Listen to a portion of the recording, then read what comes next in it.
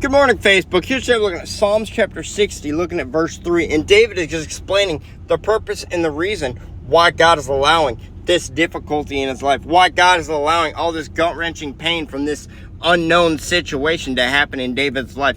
It's because David is distracted. You see, on the outside, it seems like he's devoted to God.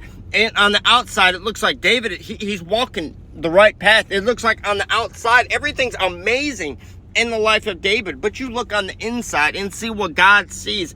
His heart is disgusting, vile, and wretched because he's not looking to God. His heart is distracted from the very things of God because David has forgotten his need for God. You see, David has gotten the mindset, I'm the king of Israel, I'm the leader. I need to find a solution. I need to find a way out of this. I need to find a way to take care and make this situation better in my life, not only for me, but also for my nation. You see, his mind has become so caught up with the I need to do this, instead of how much I need God.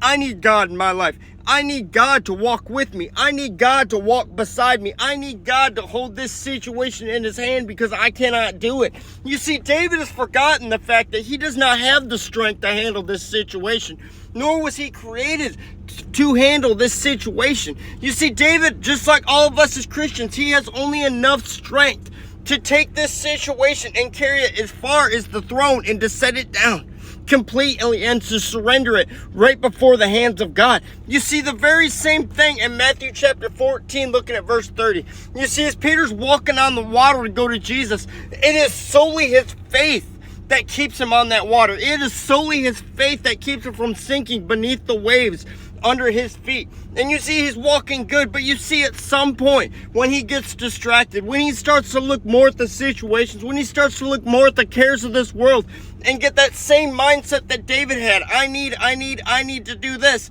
instead of thinking, I need Christ, I need to walk with Christ, I need more of Christ in my life. You see, at that point, when he ceased to remember how much he needs God in his life, you see, it's that point he starts to struggle. It's at that point he starts to sink because he forgets how much he needs God. And you see the purpose that why God allowed Peter to sink is the same reason he allowed David to sink, to remind him why he needs God, to remind him of everything God's done in his life, to remind him of who's the one who kept him afloat on that water, to remind him who is the one that kept him walking straight on that water despite the storm in his life. But us as Christians today, as we start our day, can we see the hand of God moving in our lives despite the situations we're in? Can we see how God is keeping us straight in that storm, not just where we are, but also in the past?